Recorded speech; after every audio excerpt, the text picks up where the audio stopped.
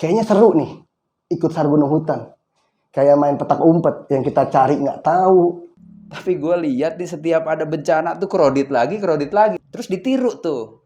Ada bencana apapun sekarang kumpulin baju sampai nggak terbendung. Bener. Jadi di sana jadi sampah. Karena kan ini kan daerah bencana. Daerah bencana harusnya kan orang keluar dulu gitu yang tidak punya kepentingan. Udah keluar, gitu foto gitu. tuh dengan banner segede gaban terus ditinggalin sampah lagi.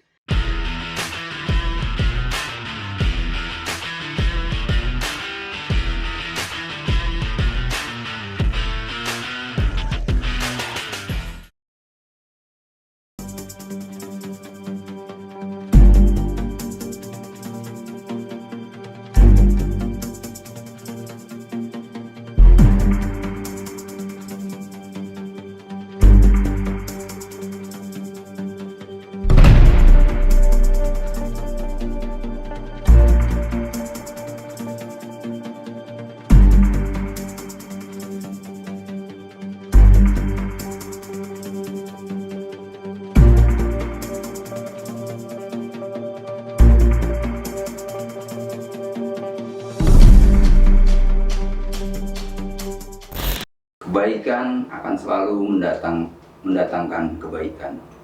Entah hari ini, entah esok, atau nanti. Woyo, kembali lagi bersama gua Sugi Giting. Kita ngobrolin yang agak penting daripada pusing. Mari kita sharing bersama teman saya Om Bing. Om Bingo Simbalaga. Namanya sebenarnya keren, Wanda Melandi. Wanda Melandi ya? Wanda Melandi Tenavia. Wanda Melandi kan. Gue panggilnya Pak Lurah Kosim. Minimal nanti kalau kadus-kadus doang mah diinjek kakinya sama dia. Om Bing. Wah. Baik, guys. Dibela-belain lu ya dari Bekasi kemarin. Om Bing itu Bing, apa lu bilang OKB, biar OKB. Om Bingo Simbalaga. Biar gampang diinget ya OKB, bukan orang kayak baru. Terus. Ya kalau untuk hobi Hobi lu tuh banyak, Bing. Iya. Gue bingung lu mulai dari mana, ya kan? Yang gue tahu nih, gue nebak dulu, ntar lu benerin entah enggak. Vespa tuh ada Vespa, sepeda. Gue lihat lu juga ada sepeda. Gue lihat lu pernah naik sepeda, naik gunung iya juga. Yang gue nggak sebut apa? Terakhir ya, kayu. Kayu ya. Kalau kayu baru pas pandemi ini. Iya pas pandemi. Sebelum pandemi pas pulang dari Donggala, Sulawesi. Itu ya. Itu. Nah, itu ntar kita ceritain tuh. Gue juga bingung lu tiba-tiba jadi tukang kayu. Anjir gue ulang nih. Oke, tadi mulai dari lu hobi-hobi terus. Tapi yang kali ini gue yang mau minta sharing dari lu tuh kita tentang misi-misi kemanusiaan lah ya. Apa sih tentang relawan dan pekerja kemanusiaan dan sebagainya lah. Pokoknya dunia kemanusiaan yang pernah lu lu terlibat, kok bisa lu. Gue sih tahu, maksud gue nggak so tahu, cuma lu SAR lu ngikut, lu nyari orang hilang di kali, lu gotong-gotong perahu, ada mama lu gendong lagi. Iya kan? Ini orang ngapain gitu? Itu paling yang nanti obrolan kita tuh. Itu lu mulai kapan lu mulai? Ini lu hobi naik gunung juga? Dulu hobi. Kalau sekarang nih lebih udah bukan nggak hobi lagi, tapi lebih jarang lah. Lebih jarang gue naik gunung. Tapi kan ya udah banyak tuh gue lihat lu ke Argopuro, lu kemana, dan terakhir juga bareng gue itu juga nggak sengaja tuh Gunung Meletus kita naikin lagi. Gunung Meletus kita naikin. Tapi kalau nggak gara-gara bencana kita nggak naik gunung bareng tuh, Bing. Gunung berarti gunung juga ya? Gunung juga. Cuman sekarang ya nggak terlalu inilah, ada keluarga kali ya. Oke, Bing. Itu kemana aja lu dulu awal-awal kegiatan naik gunung tuh? Kalau dulu ya, dulu kemana aja tuh, dulu sifatnya sih Ya yang pengalaman lu yang mulai lu hobi naik gunung, terus apa yang duluan dari hobi lu tuh? Sepeda duluan, apa main petasan duluan? kalau dibilang hobi pertama sih sebenarnya lebih gunung dulu ya. Gunung baru setelah gunung coba di sepeda gunung. Kan gue pikir dulu kan Wah sama. iya lu naik, nah kalau Iya. bener lu gue lihat tuh sepeda ditaruh sampai puncak gede anjing. Kan gue pikir sama itu Gi. Iya. Cuman bedanya kita kalau naik gunung gitu kita bawa keril, tapi Iya. gue pikir kenapa enggak gue jajal aja gue bawa sepeda gunung ya, terus main di gunung. Tuh gue pikir nggak ngerugiin orang. Iya tapi Nggak yang ada gimana. sepeda naik naik orang kalau lu naik sepeda tuh, tapi kalau ini lu dinaikin sepeda. Iya.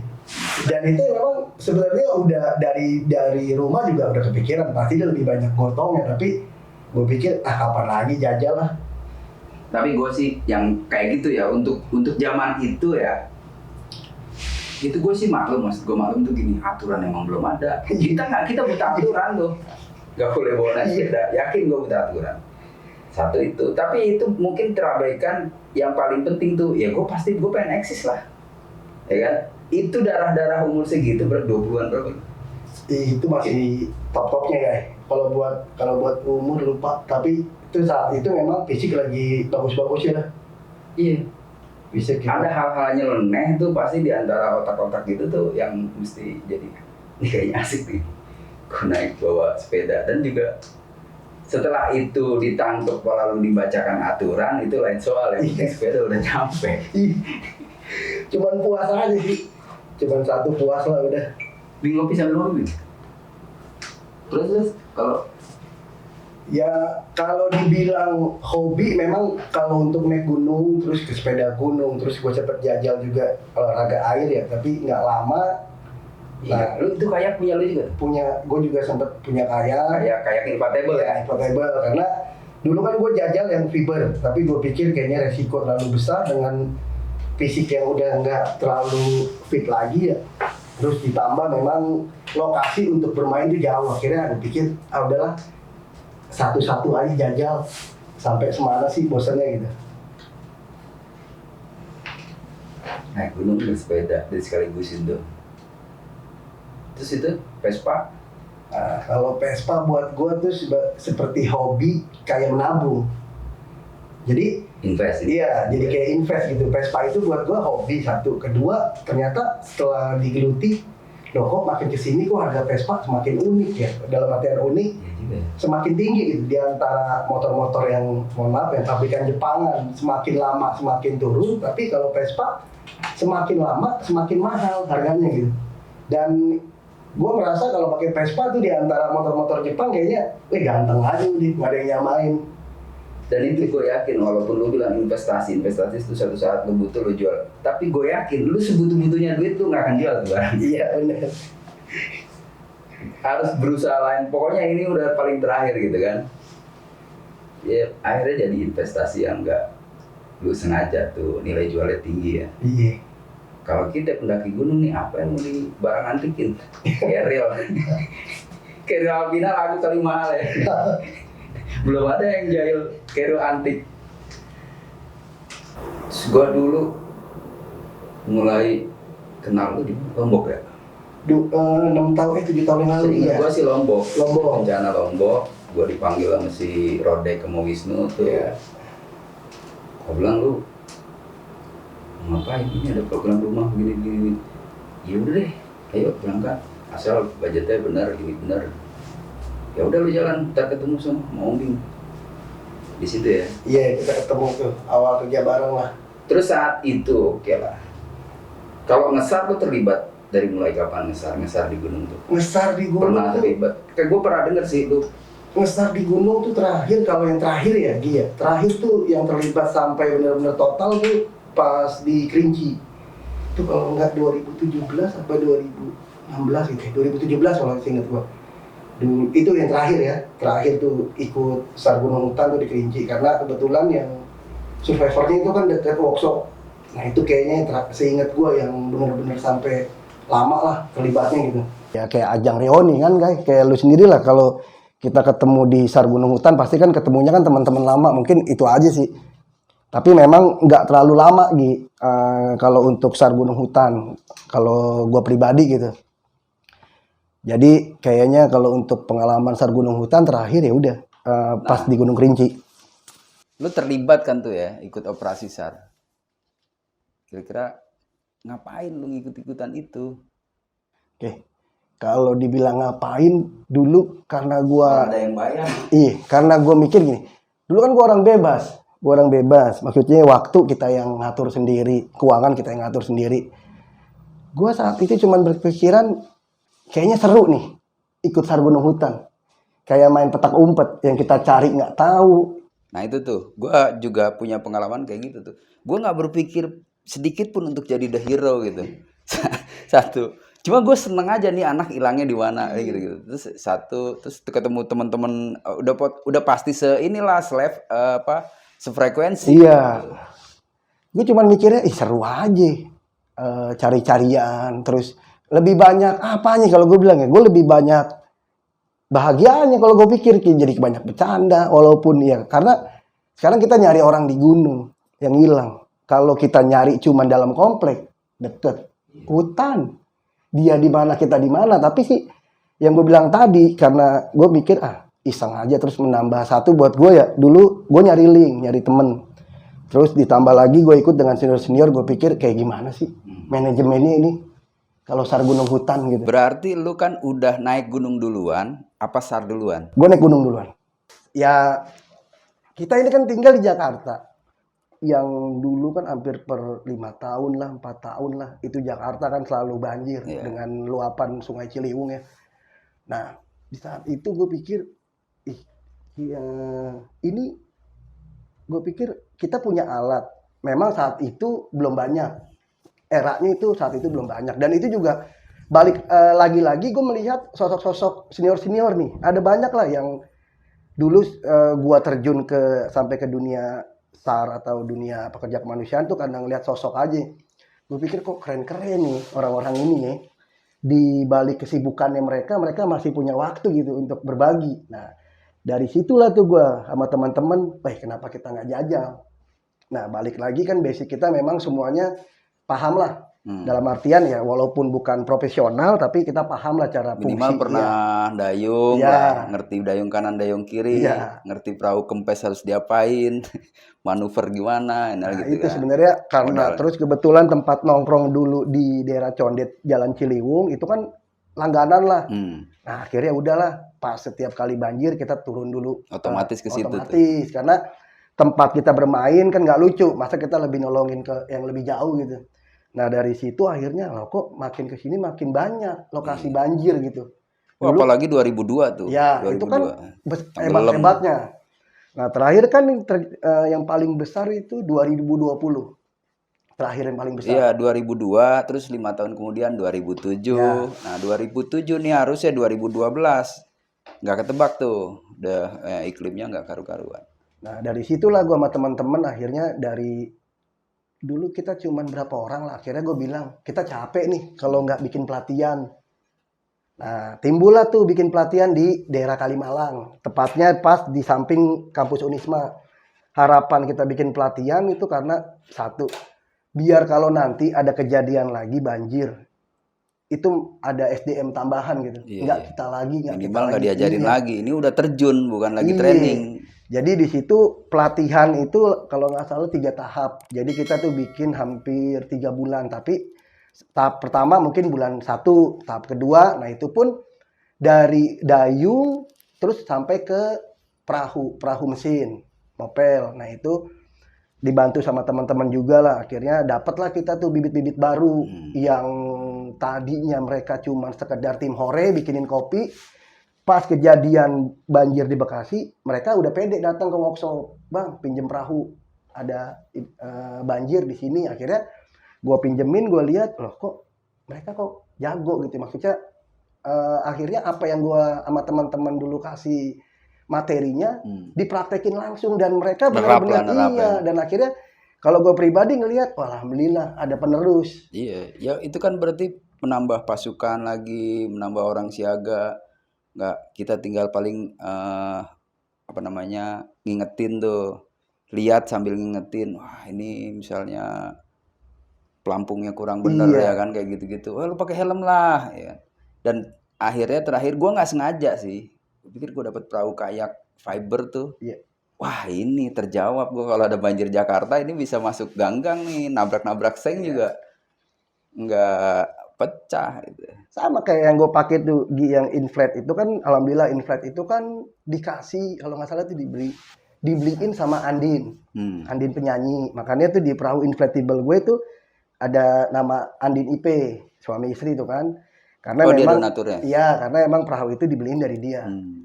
Akhirnya ya kalau gue bilang sih ya alhamdulillah kebutuhan apa yang gue butuhin saat itu akhirnya ada orang yang ngasih.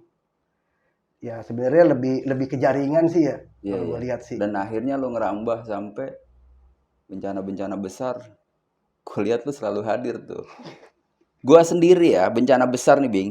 Waktu taruhlah tuh tsunami di Aceh tuh.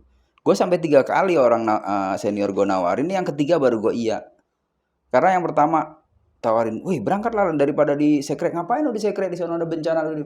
Iya Kang, gue mau berangkat. Tapi tugas gue ngapain di sono? Iya, benar. Wah nggak bisa jawab tuh. Ada lagi orang kedua, Sugi ngapain lu di Sekret aja diem aja. Emang kenapa Kang?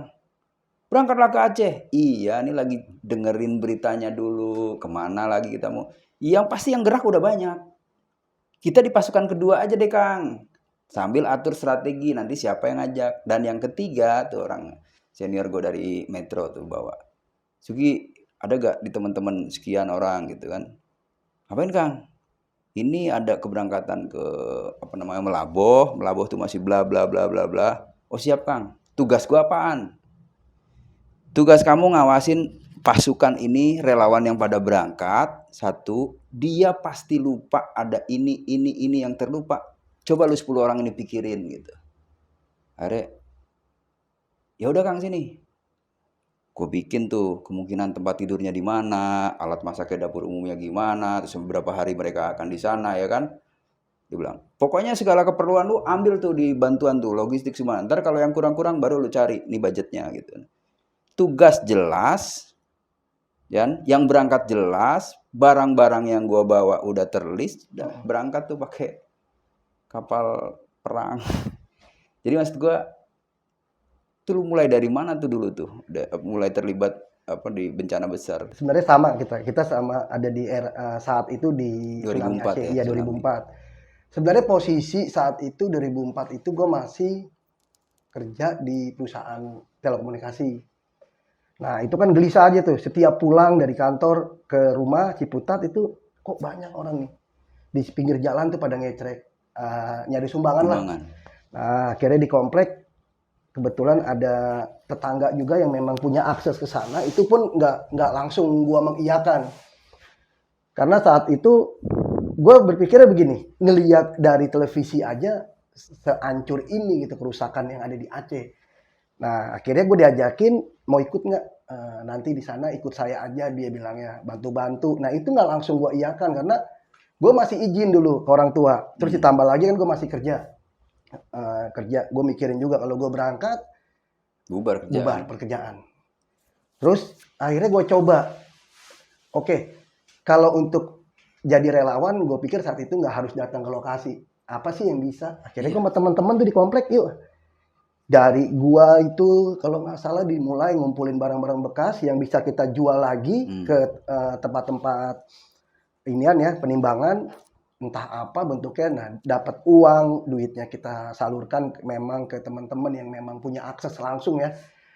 Nah terus gue juga berpikir selain uang apa sih yang bisa kita sumbangin lagi. Akhirnya teman-teman inisiatif lagi, yuk kita kumpulin baju layak pakai. Tapi baju layak pakai itu saat itu sebagian memang ada yang dikirim, tapi sebagian malah gue bikin bazar, jadi dijualin lagi. Iya. Jadi Itu gue paham tuh apa masalahnya. Jadi dulu tuh kalau kita kirim baju saat tsunami Aceh sangat diperlukan karena memang saat itu kita gagap untuk terus ditiru tuh. Ya. Ada bencana apapun sekarang kumpulin baju sampai nggak terbendung. Benar. Jadi di sana jadi sampah. Nah mungkin itu satu. Ya. Nah itu mulai Lain-lain. dari tsunami Aceh, terus kan nggak lama kan Bantul. Gempa Bantul 2006. Iya. Nah mulai dari situ kan beruntun tuh Gi. Terus-terusan aja.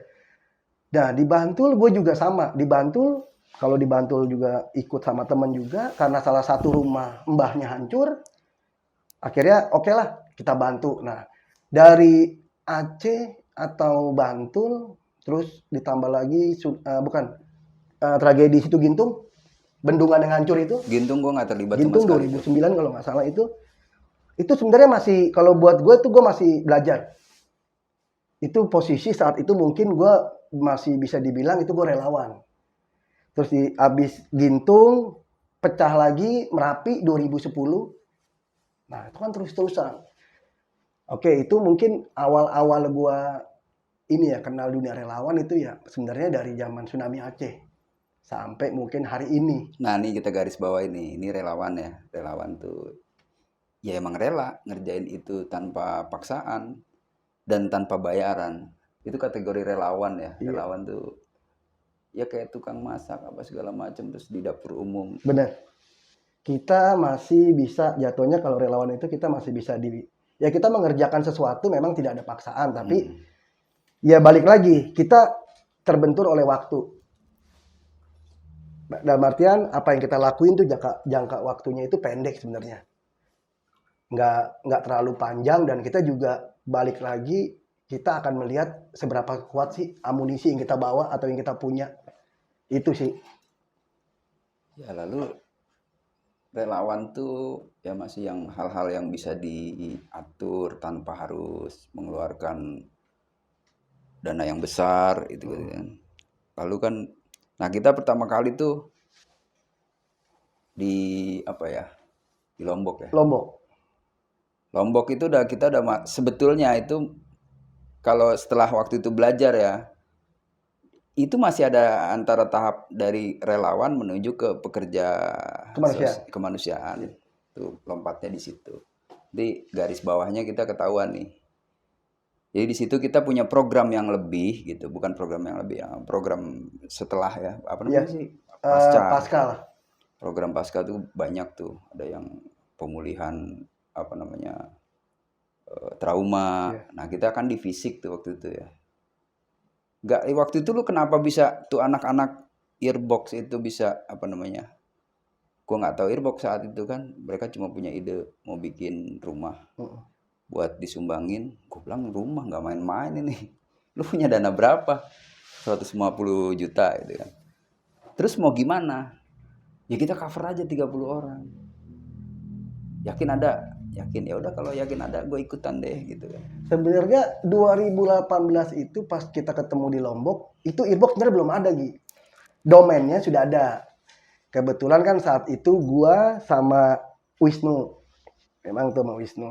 Nah, kebetulan waktu gempa Lombok, gua itu sebelum gua ditarik dengan Wisnu, itu gua udah berangkat duluan, tapi kan dengan dana pribadi. Terus nggak lama, Wisnu nelpon, Ding, ke Lombok yuk. Ada program apa lu? Enggak nih, dapat sumbangan gini-gini. Akhirnya, oke, gua berangkat dengan Wisnu. Kita masih masuk saat itu masih di tahap tanggap darurat itu gua sama Wisnu. Setelah tanggap darurat selesai, Wisnu pulang ke Jakarta, gue masih tetap di Lombok. Karena gue masih dapat tugas dari Wisnu tuh untuk mencari data atau apa sih. Dan saat itu yang lo lakuin bagi-bagi tenda tuh kalau nggak salah. Nah, pertama gue memang masuk bagi-bagi tenda. Waktu tahap respon ya, benar-benar respon tuh bagi-bagi tenda. Karena gue pikir daripada kita ngasih terpal, yang udah-udah kan kalau terpal ini kan komunal lagi. Iya. Gue mikir ya waktu itu gue ditawarinnya gini, bingung bikin Huntara nih dengan budget sekian tadi tuh. Huntara yang ada di otak lu tuh gimana biar sama kita persepsinya kan gitu di Jakarta tuh. Lu di Lombok tuh. Gue begini guys, begini bla bla bla bla. Kan yang lu kasih juga Huntara itu, lu kan kasih tenda kan? Iya. Ya itu tenda itu Huntara, hunian sementara. Mungkin waktunya cuma 3 minggu sampai sebulan tuh tenda udah sobek. Artinya kan sementara tuh sebulan tuh. Nah, sementara yang seperti apa yang ada dalam bayangan lu itu? Ya pakai yang lebih proper lah, ini. Kita kan nggak tahu itu waktu itu mau tiba-tiba lari ke Bajaringan kan. Iya. Begitu masuk Lombok, nah itu tuh kepikir, ini pakai apa waktu itu kita cari-cari kan? Bambu. Bambu. Pertama kayu Kayu harga terlalu tinggi. kayu mahal. Bambu Bambu juga. kali murah bambu ternyata lebih mahal Lebih juga. mahal juga. Bambu dan bangunan tradisional itu kenapa mahal? Karena dia ternyata di Lombok itu bahan-bahan itu dijadikan untuk bahan baku cottage, resort, Iya. fasilitas wisata, akomodasi, makanya dia mahal. Waduh, puyeng lagi nih 5 juta dapat apa? Kita sempat cari-cari bahan material dan sebagainya dapatlah itu demo lah. Nah setelah itu gue tinggalin tuh Bing. Gue kan cabut duluan tuh. Iya. Terus lanjutnya itu gimana tuh? Nah, sebenarnya pas setelah lu cabut karena lu ada kerjaan, itu akhirnya program kita lanjutin terus Gi. Nah, dari yang awalnya kita saat itu kan kita cuman dapat atap sama kerangka tuh. Ya, kalau nggak salah. 5 Jadi iya, nah, gua kan laporan ke Jakarta. Loh, kok nggak ada dindingnya? Ya gue bilang, ya dengan dana segini cuman dapat ini. Ya itu 5 juta. Akhirnya kan gue berpikir, oh ternyata dari rangka dengan atap ini kan jadi pancingan sebenarnya.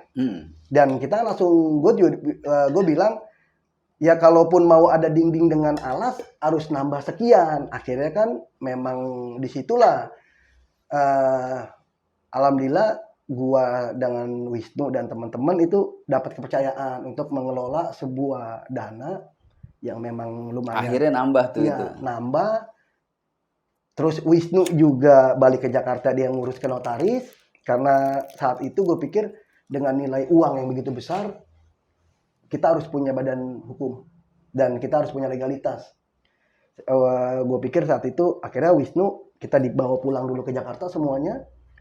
Setelah legalitas keluar, kita lanjut lagi. Dan ternyata dari target 30 itu bertambah, bahkan kalau nggak salah hampir 100 unit. Itu pun ditambah dengan bantuan-bantuan yang lain. Nah, artinya kan gue bilang, itu yang akhirnya gue merasa, oke, ini berarti sudah ada kemajuan atau ada tingkatan. Dari yang awalnya dicap sebagai relawan, ini udah beda. Nah itu di sini mulai kelihatan kita waktu itu di training sama siapa Mas Eka apa bedanya relawan dan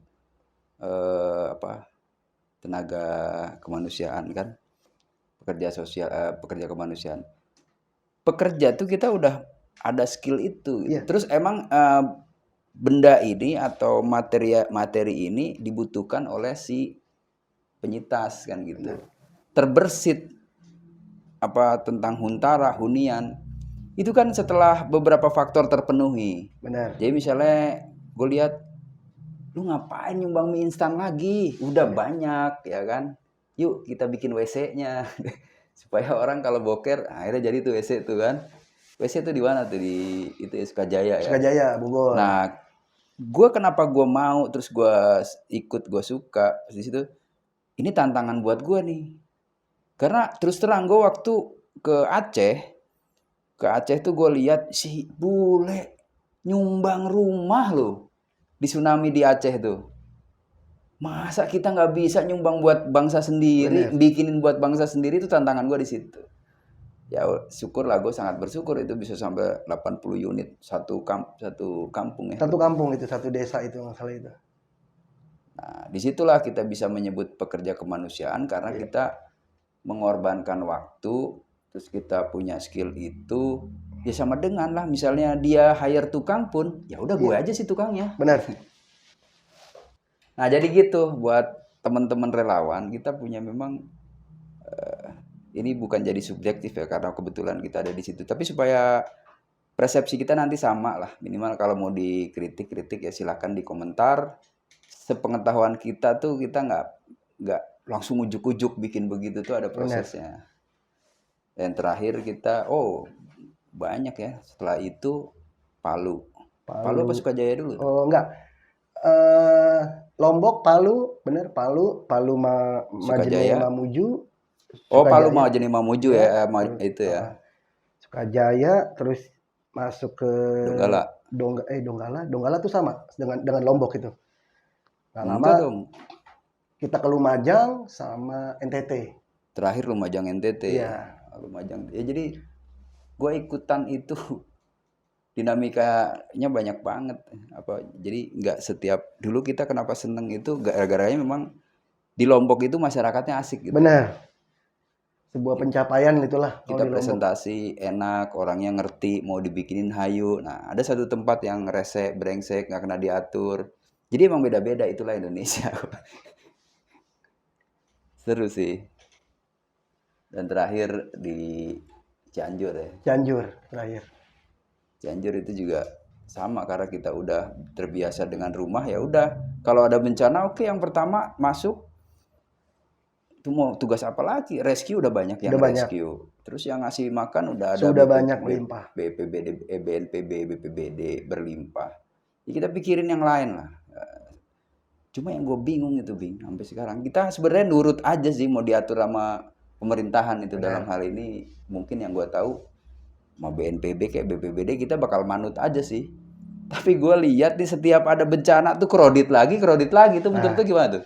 Ini sebenarnya itu sebenarnya harus ada evaluasi. Sebenarnya udah bukan lagi evaluasi karena Ya gue nanya begini karena kita gue lihat mereka nih ya. karena ini udah sering Belajarnya terjadi. dari bencana ke bencana, men.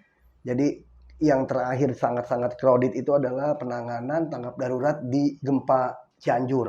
Itu di mana namanya di daerah Jawa Barat ini kan apalagi di bawah kaki gunung ya. Ini kan kecil jalannya. Nah, ini antara in-out-nya ini nggak jelas. Yang pintu keluar bisa untuk masuk dan yang bikin kredit lagi adalah masyarakat yang ingin nonton. Nah, inilah bedanya orang Indonesia dengan orang-orang Eropa di luar sana gitu. Kalau di Indonesia ada bencana, berbondong-bondong coy. Bahkan mereka bawa rantang sama nasi karena untuk buat mereka tuh kayak tamasya. Padahal ini kan harus diatur. Karena di saat tanggap darurat ini jalanan menuju lokasi atau lokasi tempat bencana itu harusnya clear. Yang boleh ada hanya tim rescuer. Yang berkepentingan. Ya, berkepentingan. Nah, ini kan balik lagi. Kita harus bekerja sama. Yang paling utama adalah ya aparatur daerah. Terus ya kayak dengan adanya BPBD, adanya polisi, TNI, itu kan sebenarnya kan kalau kita bisa duduk bersama, ini kan kejadian kemacetan kayak gini kan kayak waktu di Cianjur nggak bisa diurai lah. Harusnya bisa karena waktu itu gue ya bukan di situ aja sih, Sukajaya juga begitu. Tapi kan Sukajaya apa segala macam udah terakhir kan Cianjur gitu. Maksud gua petugas nih yang ada di situ BPBD kah, koordinasi dengan kepolisian setempat kah, dengan Pemda setempat kah, itu untuk sinergi. Ini gimana nih ngatur in out-nya gitu kan? Siapa aja yang boleh masuk atau apa kriteria orang boleh masuk? Terus bedain orang tamasya sama keluarga gimana caranya? Kan ini nggak bisa bedain nih.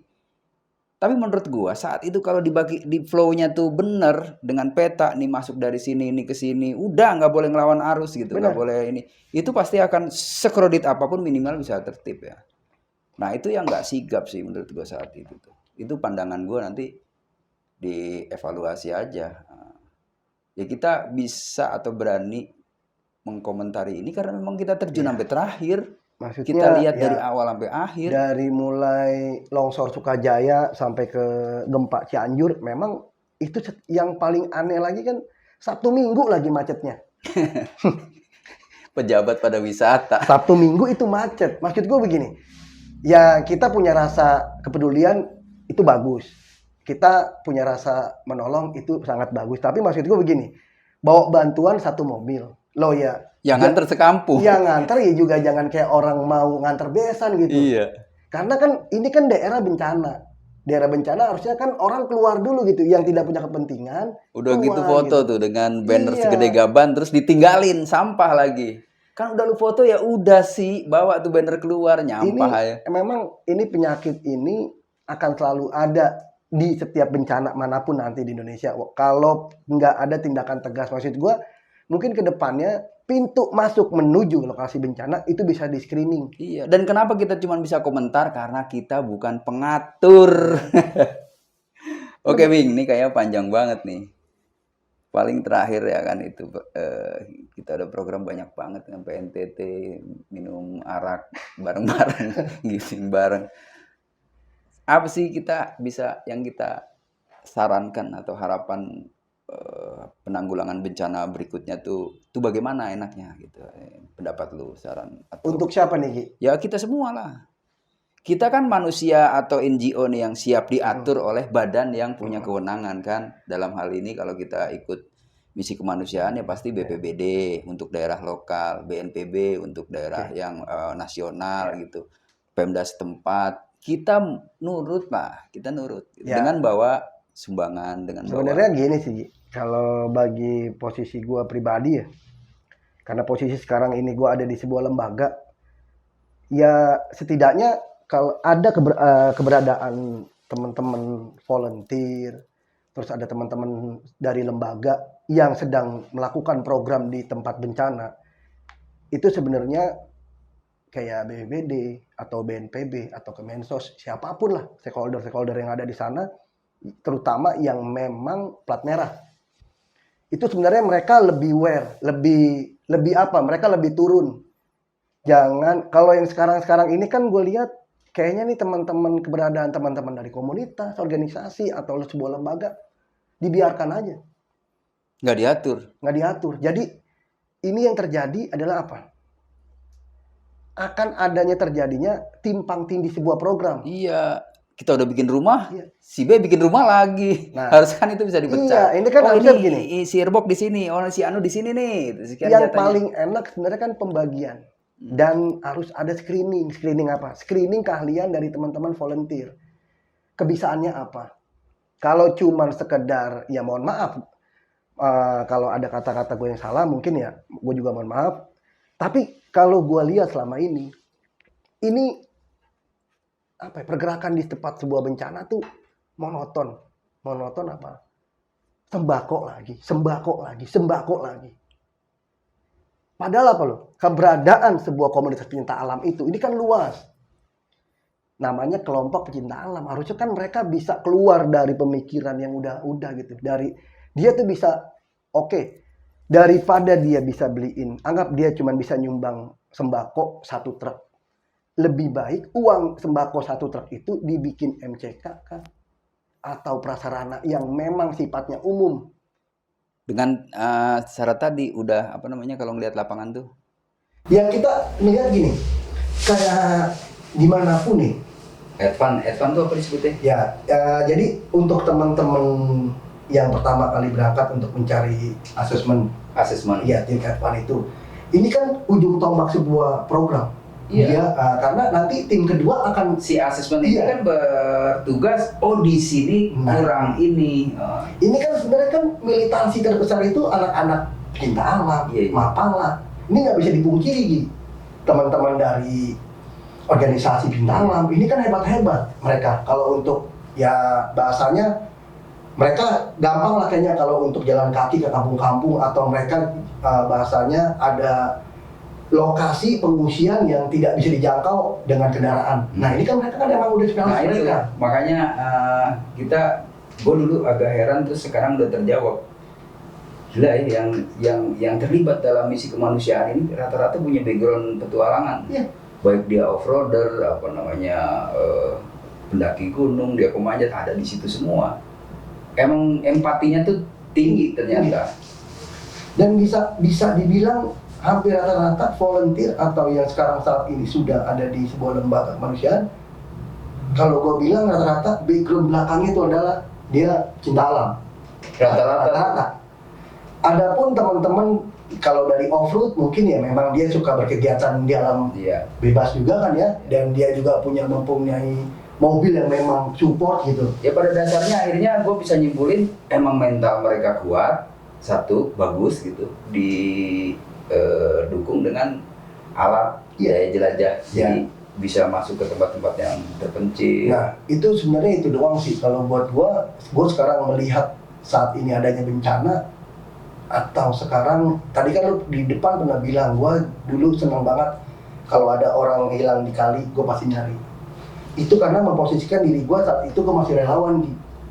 Karena dan di saat dulu ya kalau masih ada orang hilang di Ciliwung, gue juga nggak bisa lama batas waktunya. Ya seminggu tuh buat gue udah lama. Karena apa? Karena saat itu kita nggak punya kekuatan donasi, kita nggak punya tabungan. Fight aja sendiri. Iya, kita cuman ya udah dari teman-teman aja yang datang ke posko ngasih rokok, nyumbang buat ini. Nah, di situ akhirnya di saat sekarang posisi gue udah berada di sebuah lembaga, dan akhirnya gue cuman bukannya gue bilang ada perubahan besar, dan itu memang nyata dari dulunya relawan Iya, itu proses pembelajaran. Iya, proses pembelajaran dari ya lu belajar ya kan, lu nggak bayar gitu, lu free. Nah, ini yang masih belum dipahami di lapangan oleh teman-teman, sebagian teman-teman ya. Terkadang kalau gue lagi tugas terakhir kan ini kemarin ke Manado, respon Gunung Ruang.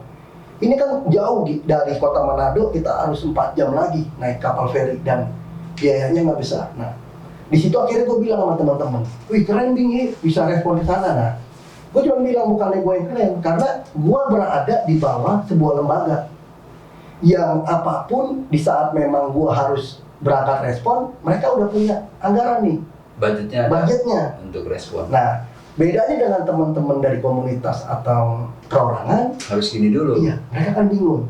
Nah, ini terkadang temen gue juga menyayangkan teman-teman, kok ayo lu kan udah lama nih, ada di bidang kemanusiaan ini bencana, kok masih terus-terusan mau begini terus gitu, nggak mau ada peningkatan. Tapi ini cuman pandangan gue pribadi ya, kalaupun salah ya gue mohon maaf, tapi gue kadang suka ngegerutu di dalam hati, dulu perasaan orang ini yang dulu gue pandang, kok sekarang posisinya jadi sama gitu.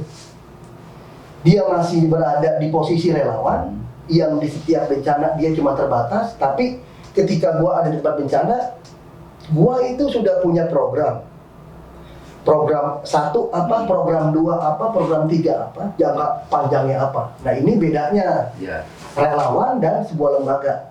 Ya kalau gitu kita anggap aja lah, kita yang udah naik kelas, mereka masih tinggal kelas. Jadi mereka masih terus belajar, dan akhirnya kita bisa sama-sama akhirnya persepsi. Akhirnya dari kayak kita bikin menyalurkan sumbangan aja kan udah beda.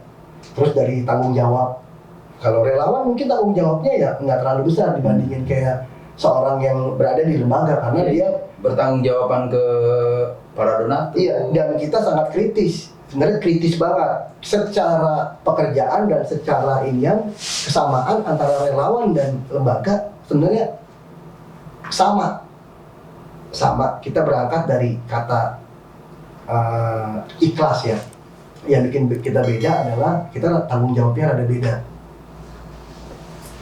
Oke, mungkin udah terjawab itu kita dari obrolannya dari awal, membedakan antara relawan dan pekerja sosial, terus nanti kinerjanya bagaimana. Nah, ini baru 1 orang, mungkin nanti akan ada komentar atau ada teman-teman yang mau gabung ngobrolin unek-unek. Oh nggak gitu, ya udah ayo kita bicarakan di sini. Kita ketemu lagi di Ngopi Petang berikutnya. Wassalamualaikum warahmatullahi wabarakatuh. Ini program Yearbox di Desa Pasir Madang, kita membuatkan baru tahap awal ini 2 pintu atau 2 unit MCK. Nanti kedepannya dalam 2 hari ini akan kita tambah lagi 2, jadi total 4 pintu yang nanti akan digunakan oleh para pengungsi dari Handarusa dan Desa Cikesal, di mana di kantor balai desa ini atau kantor desa begitu banyak jumlah pengungsi, tapi memang yang kita lihat ini kekurangannya MCK dan kebutuhan air bersih. Jadi inilah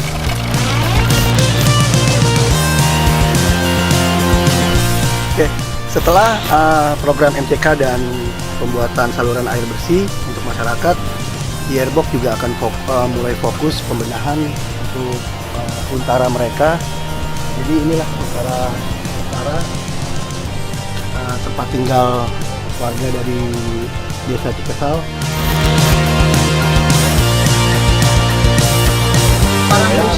Kami selesai MCK, kita akan membuatkan untara mereka.